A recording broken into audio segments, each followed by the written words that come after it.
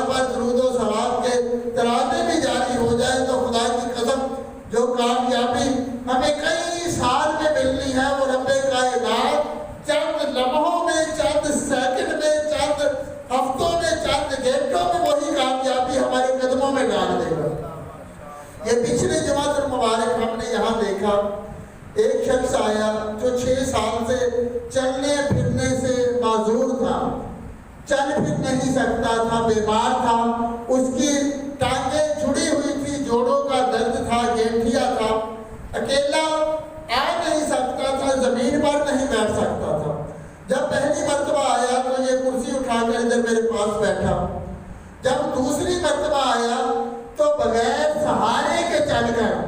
اندر آیا، زمین پر بھی بیٹھا، کھڑا بھی ہوا، کھڑے ہو کر یہاں گفتگو بھی کی۔ یہ برکت کس کی ہے کہ دل میں عشق مصطفیٰ کا چراغ روشن ہو گیا تھا، زبان پر میرے مصطفیٰ کا نام سج گیا تھا، درود و سلام کی صدائیں لگانے لگ گیا تھا۔ تو درود و سلام پڑھنے کی برکت سے جو 6 سال سے جس مرض نے جکڑا ہوا تھا،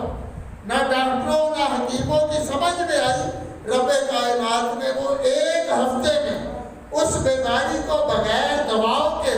ذکر مصطفیٰ کی برکت سے، نام مصطفیٰ کا صدقہ، شفا کی دولت اس کی جھولی میں ڈال دی۔ اس کی رب کائنات نے محتاجی دور فرما دی۔ رب کائنات کی بارگاہ میں التجا